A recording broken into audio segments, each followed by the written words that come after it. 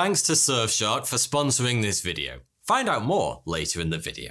Hey, 42 here. In an effort to get a furry leg up on our opponents, humans have employed a menagerie of animals in the theatre of war. Over 2 millennia ago, Carthage used elephants to defend against Roman expansion in the Punic Wars. During the Second Punic War, Hannibal even crossed the Alps with several elephants in tow. To the great surprise of Rome, it was a feat considered impossible at the time. During the First World War, horses, camels, elephants, dogs, and pigeons saw extensive action in their roles as munitions hauliers, ambulance drivers, bomb damage cleanup squads, search and rescue, and message carriers, amongst others. For animals and humans alike, war is a time for sacrifice and making do with the bare necessities.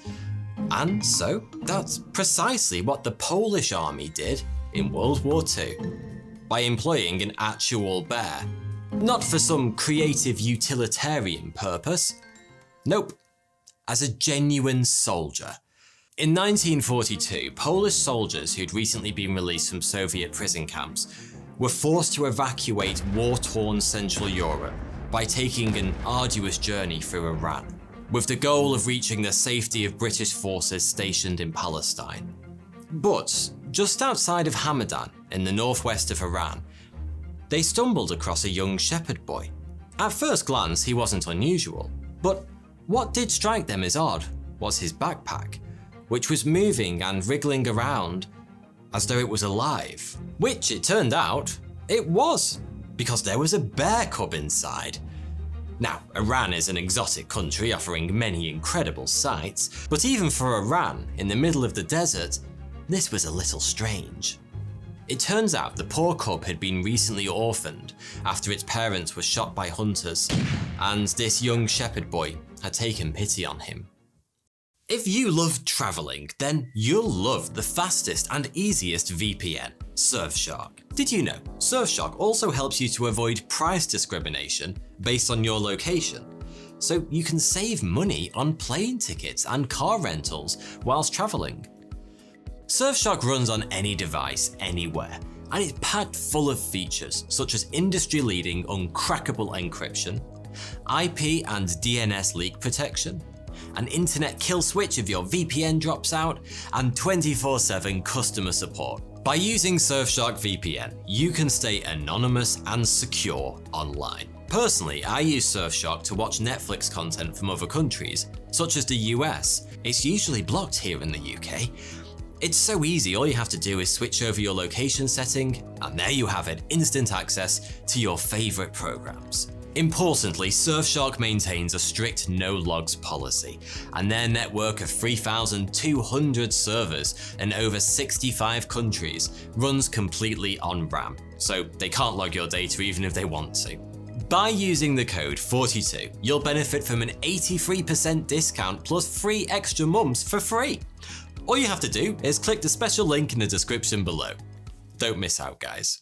Despite its sad start in life, the cub, a Syrian brown bear, was so playful that the soldiers just had to adopt him. The boy was willing to hand over the bear, but for a price. The soldiers, being war refugees and all, weren't exactly brimming with money. Yet they handed over much of what they had. Some Persian coins, chocolate, a Swiss Army knife, and a tin of beef. Which sounds like a good deal to me, as it did to the boy.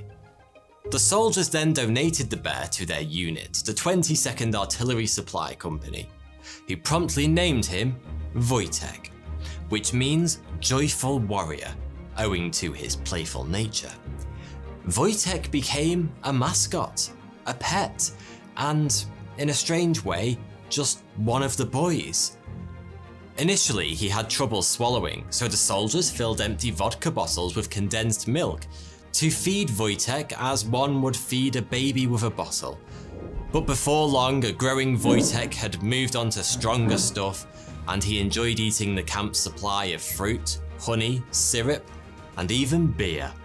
That's right, being surrounded by soldiers all day certainly had its effects, for better or for worse. As the men gathered around the campfire in the evenings, they would pass their bottles to Wojtek, who would happily knock back the booze like Winnie the Pooh attacking a honey jar spiked with methamphetamine. And yes, in case you were wondering, he did drink it straight out the bottle, just like his human comrades. He was also partial to the odd cigarette, although his method of consuming them was a bit unusual. For starters, he would turn his nose up at an unlit cigarette, demanding they were always lit before being passed to him. Then, he would take just one puff and promptly swallow it whole. Shockingly, the soldiers obviously didn't consider this behaviour too odd, or, you know, stop and think that it probably wasn't a good idea to feed a bear alcohol and cigarettes. Literally. Then, the soldiers took things up a level by having wrestling matches with Wojtek. Though, rather predictably, he usually won, resulting in scratches and torn clothing for his challengers. Is it just me who's wondering how Hitler ever successfully invaded a country full of men who wrestle bears for fun? Anyway, Wojtek fit in well at the 22nd Artillery Supply Company. Too well, in fact, at least for a bear. Aside from spending his days necking bottles of beer, wrestling and smoking, he also marched with the soldiers, and even learned to salute. Yeah, thank goodness the Nazis didn't lay their hands on him first, otherwise we might have ended up with a very offensive bear. Just in case Wojtek wasn't fitting in well enough with his fellow mammals already, he also enjoyed gathering around the campfire in the evening, I'm not sure if he had any stories to tell, and sleeping in the soldiers' tents. Which sounds rather cute, but surely waking up in the middle of the night to find a bear spooning you would be pretty terrifying. And what about the smell? Well, luckily for the soldiers, Wojtek was a very clean bear indeed, and he thoroughly enjoyed taking daily showers. He was even capable of turning the taps on all by himself. In fact, Wojtek's hygiene habits were a little too intense. He spent so long in the shower, he'd often leave the soldiers without any hot water. Something had to be done, and so the doors to the showers were fit with a lock. But that didn't stop Wojtek from checking it every day, just in case one of his forgetful friends had left it open. And, sure enough, one fortuitous day, Wojtek went to check on the shower doors and was surprised to find them slightly ajar, with no lock in sight. But he could sense something wasn't right and headed inside cautiously. Suddenly, a loud scream erupted from the shower stalls. It turned out to be an Arabian spy who was hiding in the showers. Startled by the screams, the soldiers quickly came to the rescue, detaining the insurgent and questioning him.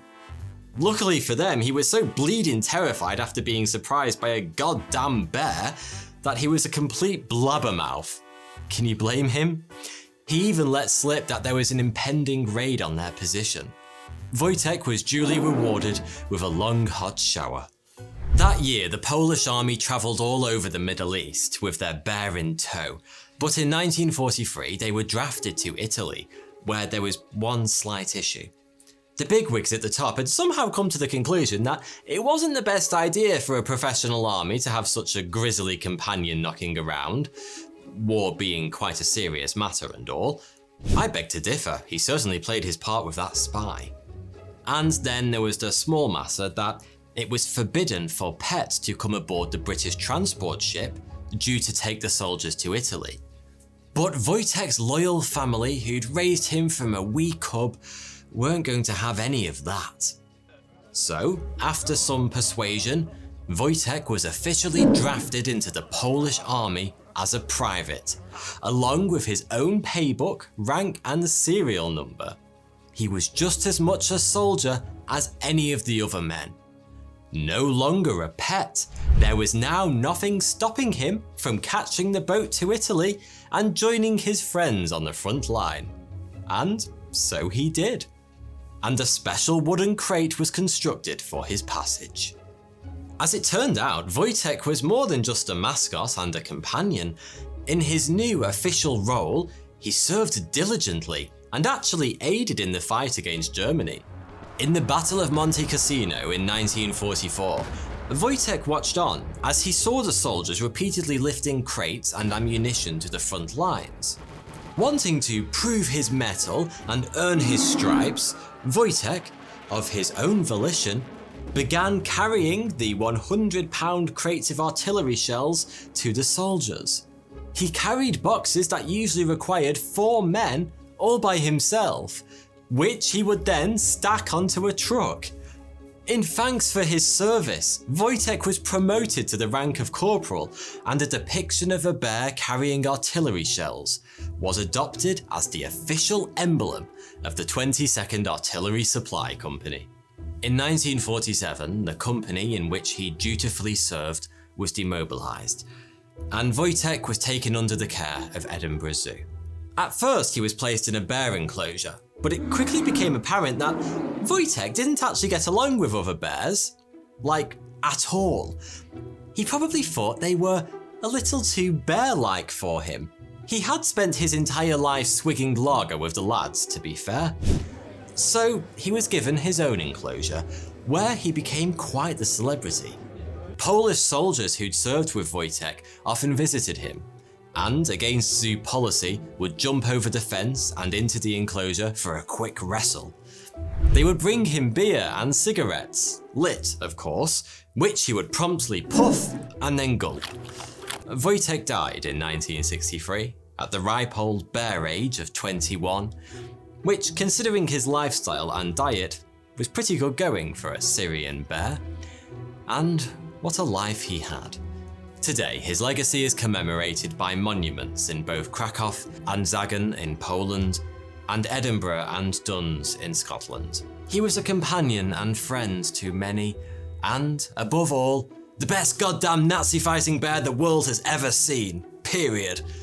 Thanks for watching. Do you really enjoy my content, but you literally can't be arsed to use your eyes? Then you're in luck, because you can now listen to the new Random Interesting Facts podcast with me, 42. Available on YouTube, Spotify, Apple Podcasts, or wherever you get your podcasts. You'll find a link to it in the description below. Check it out today and give your eyes a break. You're welcome.